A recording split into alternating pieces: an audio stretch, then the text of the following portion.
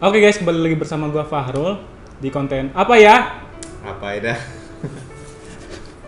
Jadi konten ini gua buat sebagai referensi gua belajar nantinya, dan semoga gua harap kalian juga bisa belajar dari konten ini. Dan kalau misalnya kalian tidak bisa mendapatkan apapun dari konten ini, Persetan dengan kamu. bodoh amat. Oke, jadi gua kali ini lagi di sekolah, tempatnya di sekolah SD IT. Dan kali ini gua bersama Bang Ferry. Buat yang belum tahu, Bang Ferry adalah teman gua, sahabat gua. Yuhu. Banyak yang perlu gue tanyain ke Bang Ferry mengenai bagaimana dia bisa menjadi seorang guru dan merangkap sebagai ketua organisasi. Gila, keren banget. Ada lebay kali. By the way, abang jadi guru di sini, betah nggak bang? Betah banget. Karena gini ya. Sebenarnya dari dulu saya nggak pernah pengen jadi guru sih. Karena dari Menarik, kecil kan, dari kecil itu kayak aku kan pandai tuh jadi guru aja gitu. Oh malas lah jadi guru, udah lah gaji kecil, susah ngurus anak orang. Terus sekarang jadi guru. Kenapa? Karena kayak seru aja gitu kan.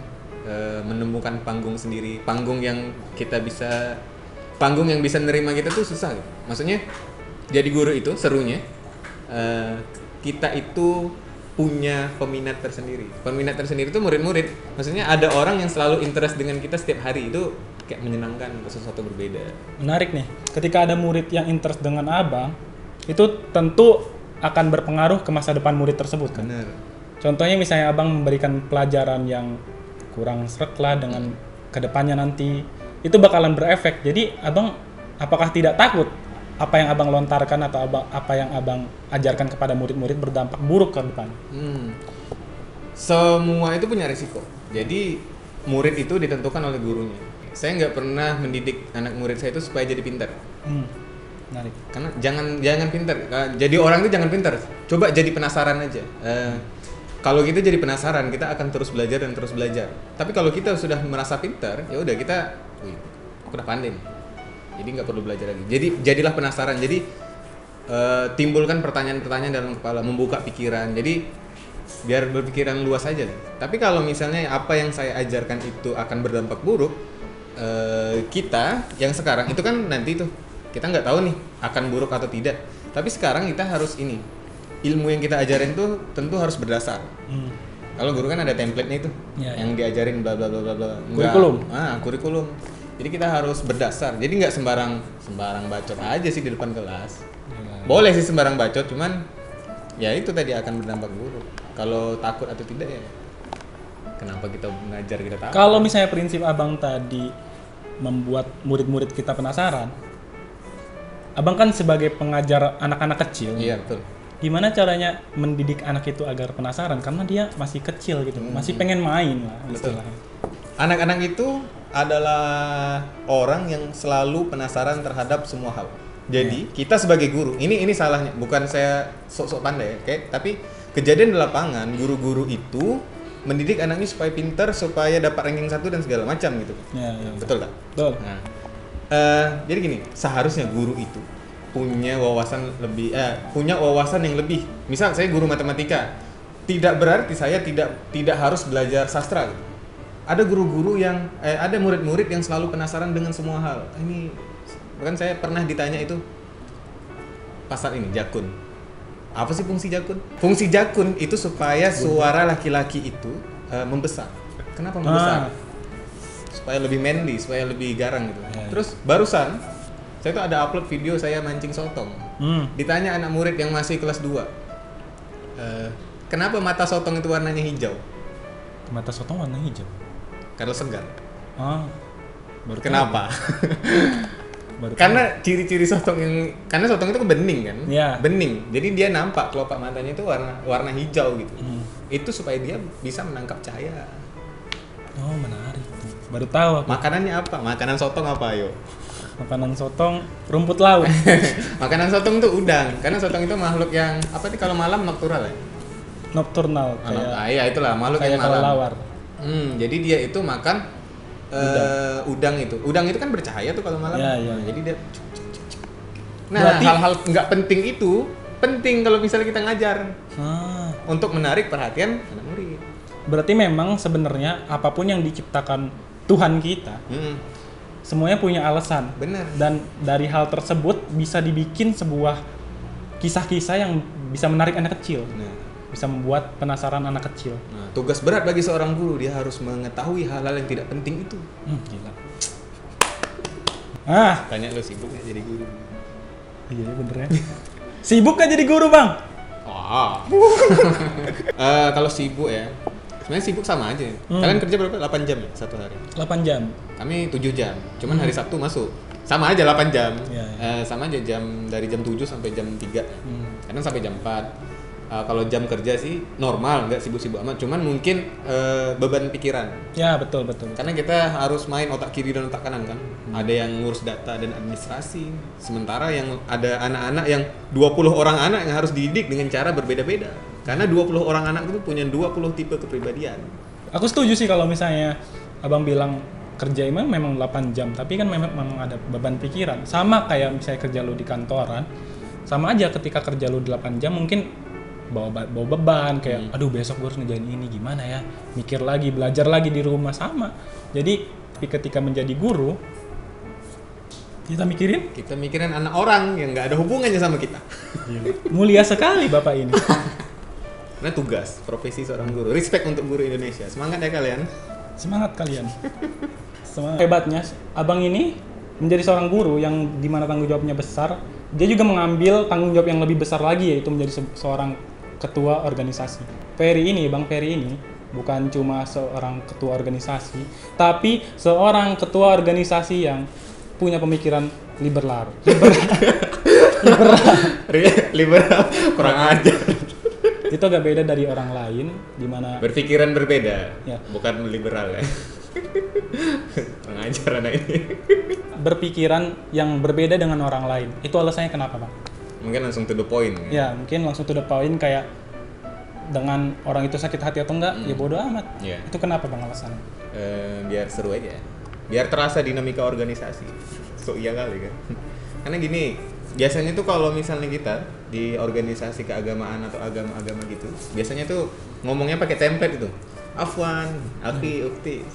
Jadi buat yang belum tahu, Bang Ferry ini sebagai ketua organisasi remaja muslim. Remaja masjid. Remaja masjid. Remaja masjid. Lanjut, Bang. Nah, kenapa berbeda? Mungkin biar seru aja, biar brandingnya kuat gitu. Kalau ditanya soal RMAB ini agak deg-degan. Karena ini ketua RMAB. Tapi kan udah dijelasin dari awal tadi kalau misalnya Abang tuh ketua yang tidak sama dengan orang lain, tidak sama dengan perspektif pandangan orang lain. Ya, karena rata-rata sana bersikap soleh-soleha semua, Ya. pendiam, kalem. Kalau jumpa perempuan nunduk, saya tegak. Biasa aja, maksudnya. Ya berbeda deh. Gini Bang, pas pertama lu dilantik, gue denger kisah, kalau misalnya kisah kayak si kancil gitu. Dengar cerita bahwa banyak orang yang nggak suka. Oh banyak. Banyak yang ngeremehin. Masa si Ferry sih yang dipilih bukannya si ini? Si Ferry tuh orangnya kayak gini. Itu sakit hati nggak, Bang? Biasa aja, udah terbiasa mendapat asupan-asupan omongan seperti itu. Masa basi. Kalau kita bilang sakit hati, bukan sakit hati, lebih ke kesel aja. Karena orang yang ngomongin itu, dia itu nggak terima, seolah-olah dia nggak terima hasil keputusan musyawarah. Kita dipilih oleh musyawarah ya, bukan demokrasi gitu. Dan itu membuat dia, orang yang ngomongin itu, yang nggak setuju dengan hasil musyawarah, itu membuat dia terlihat seakan-akan tidak punya intelektualitas. Kenapa pas di musyawarah dia nggak mempertahankan argumennya? Saya terpilih karena ganteng. Tidak menerima hasil musyawarah, itu menurut Abang orang tidak intelektual? Tak punya otak sih. Waduh. Tapi apakah Abang membenci orang yang tidak punya otak dalam tanda kutip tadi? Jelas tidak. Karena gini, kalau kita membenci dia karena dia ngomongin kita, terus bedanya kita sama mereka apa? Agak berbeda dengan realita, tapi yang buat gue penasaran ini bukan makanannya lah. Oh iya juga. Kalau mau Sponsor nggak ini? enggak. Video pertama sponsor. Misalnya lu dijahatin nih, Bang. Lu dijahatin di organisasi atau dimanapun, ada nggak keinginan lu ngebalas buat orang itu agar sadar gitu bahwa kejahatan atau kelakuan dia tuh salah, dan lu tuh pengen ngebalas lah, memberi pelajaran ke dia? Ya iyalah. Gila sih emang. Jadi biasanya disclaimer ya, ini sangat biasa disclaimer. So Iya, iya. intelek juga Nggak apa-apa. gua. Maksudnya ini biasa ya di seluruh organisasi udah jadi naluri seluruh organisasi bahwa yang sudah berhenti, sudah dimisioner Iya, itu iya. akan merasa lebih pintar dari kita sekarang. Betul. Betul tidak? Betul. Orang-orang itu merasa kayak kok ini yang kau lakuin berbeda gitu. Apa kau nih? Ini bla bla bla bla bla bla. Ya kita harus ngebuktiin bahwa yang kita lakuin sekarang lebih baik dari mereka. Tapi iya sih. Harusnya kayak gitu juga sih. Harus kayak gitu. Kita harus memberitahu lebih ke membuktikan diri sih. Kalian yang ngomong-ngomong ini pernah ngelakuin apa gitu? Ada yang orang kayak iya, misal ini Paul buat video nih. Kenapa sih buat Paul sok ini? Seharusnya tuh kayak gini buat video. Ya buatlah sendiri. Enak aja. Karena seseorang itu punya tahapan dia mau belajar, tahapan dia belajar, dan itu tuh tidak sama setiap orang. Dan kalau misalnya abang tadi bilang demisioner nih ngomong ngomong aja langsung, tapi sebenarnya ketika kita ngomong langsung kita harus punya backup, betul nggak? Betul. Kita harus punya ilmu di mana kita bakalan bisa ngebuktiin apa yang kita omongin. Yang lucunya, orang-orang yang ngomong ini dia nggak berani ngomong langsung. Jadi saya mendapatkan itu dari teman-teman. Karena mungkin ngomong langsung dia takut kena carut Sperry ya. Kembali lagi di gibah. Oke lah, mungkin udah mau maghrib. Yang pertanyaan yang cukup berkesan aja lah. Apa suka dukanya menjadi seorang ketua di organisasi Muslim? Suka dulu. Hmm? Banyak sih suka. Satu ya, kita sebagai panggung untuk diri. Wah, gue sekali saya. Oh betul. Aku setuju sama kata-kata itu. Dimana kita menjadi seorang gimana ya, sentral gitu kan bang. Exactly. Dan kalau misalnya kita setelah menjadi seorang ketua atau gimana petinggi dalam seorang organisasi, ruang lingkup suara kita tuh lebih luas kan. Benar. Beda kalau misalnya lo cuma anggota biasa gitu, kayak, aku pengen besok ngadain kurban lah, meskipun bukan hari raya kurban. Itu cuma lu aja yang tahu. Tapi kalau misalnya Bang Ferry yang ngelakuin kayak, aku pengen buat kurban meskipun ini hari Zulkoizah. Itu meskipun dia punya ide yang gila, tapi seenggaknya banyak suara yang didengar. Banyak yang dengar suara dia. Kita punya panggung sendiri dan itu asik. Dan saya dapatkan panggung itu pas jadi ketua organisasi dan jadi guru. Wes gila. Jadi sukanya apa bang? Ya sukanya kita dapat panggung sendiri. Panggung. Kita bisa istilahnya, kalau kalian buka bukan Sika itu ada semboyan semangat bertumbuh dan menumbuhkan. Jadi kita sembari menumbuhkan diri, kita juga bisa menumbuhkan orang lain. Woi, Naruli seorang guru banget. Betul. Terus kita kayak bisa songong aja sih, ketua merem abe nih, ngongkang kayak gini. Padahal bukan apa-apa juga ya. Tapi gimana ya? Kalau misalnya menurut abang-abang seperti ini orangnya, mesti mau songong atau gimana? Ya itu kan pendapat abang. Kalau misalnya orang lain mau kayak Sebenarnya gitu, pendapat orang dan saya jadikan pendapat saya. nah, maksudnya itu kan diri abang. Ketika orang lain mau seperti ini atau enggak, ya itu kan terserah mereka. Orang lain punya hidup masing-masing kan. Jangan banyak cakap, coba buat. Dukanya apa ya? Jangan bilang nggak ada dukanya, pasti semuanya ada dukanya. Sampai sekarang saya paling bingung ditanya dukanya jadi ketua organisasi. Ngeri itu. Mungkin dukanya apa ya? Punya waktu yang lebih terkuras ya. Karena disibukkan dengan pekerjaan, disibukkan dengan organisasi, belum lagi dengan kegiatan-kegiatan sosial yang lain. Karena kita selain organisasi dan kerjaan, kita punya tanggung jawab ke orang lain kan. Pernah nggak abang ngelakuin sesuatu hal kayak ikut kegiatan organisasi, ikut baksos atau gimana sampai waktu tidur abang tuh berganti? Ya. Jadi harusnya malam jadi pagi tidurnya. Sering. SMK itu pas ujian hari Senin, saya tuh mabit. Iya. Baliknya subuh, paginya langsung ujian. Nggak belajar sama sekali. Karena juara umum, santai aja. Tapi matematika rendah nilai saya. Matematika wajar kalau misalnya rendah. Karena gini, prinsip yang ditanamin sama nenek gua, bahwa hidup ini bukan sekedar angka. Jadi buat kalian yang nilainya jelek, tidak apa-apa, matematika tidak tentang angka dunia ini. Jadi dukanya tuh cuma masalah waktu Itu istirahat. bukan duka, lebih ke Risiko. konsekuensi dari apa yang kita lakuin. Itu semuanya kayak gitu. Jadi menurut abang menjadi seorang ketua organisasi, menjadi seorang guru tidak mempunyai duka? Ya, seru. Karena apa? Ketika kita melakukan sesuatu yang kita cintai, capek itu sesuatu yang receh aja. Itu yang jadi permasalahan sekarang. Maksudnya kita lihat ya flow-nya, orang yang sudah dimisioner itu akan alhamdulillah. Iya. Selesai.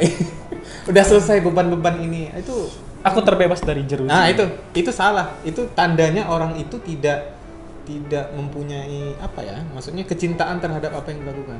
Betul. Sama ketika pengen, misalnya kita kan disuruh sholat wajib 5 waktu.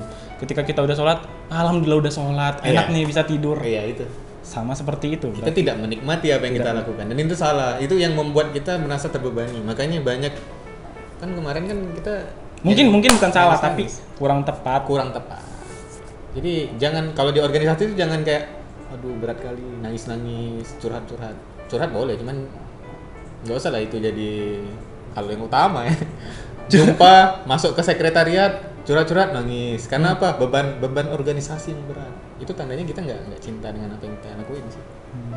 Itu yang harus ditanamkan kepada seluruh anak organisasi. Semangat ya kalian. Terus.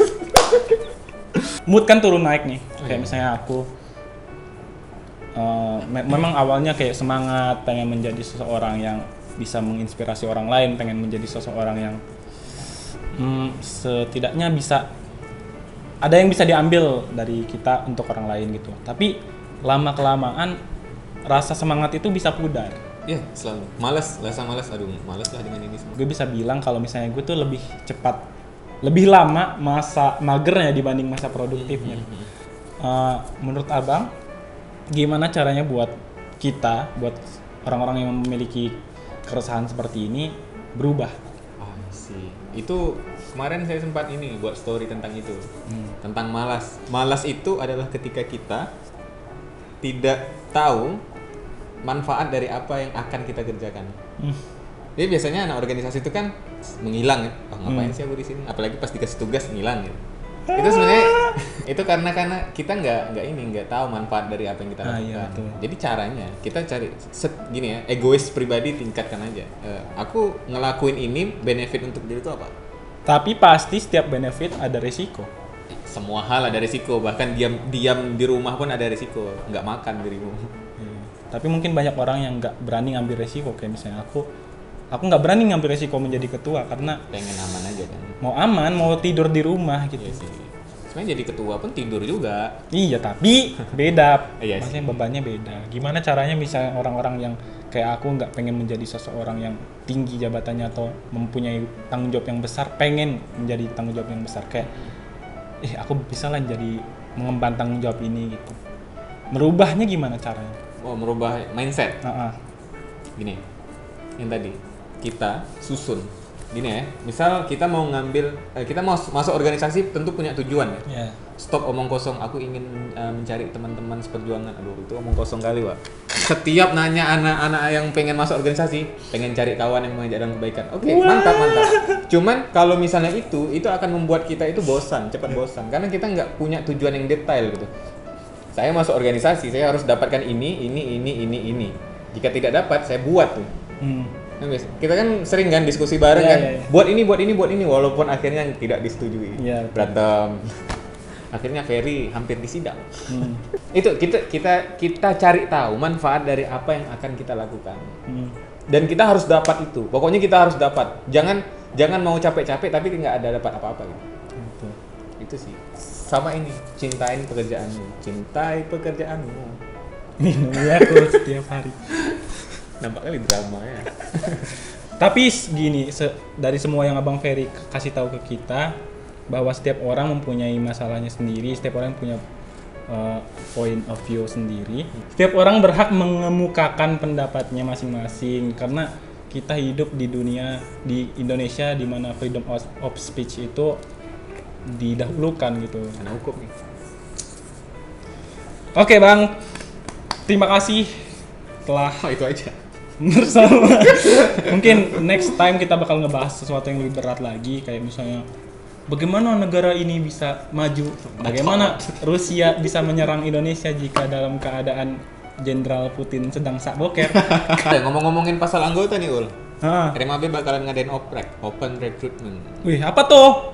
Ya open recruitment, open itu buka, rekrutmen itu apa? Apa sih rekrutmen? Merekrut lah, maksudnya Rekrut, mengajak rekrut. orang, mengambil.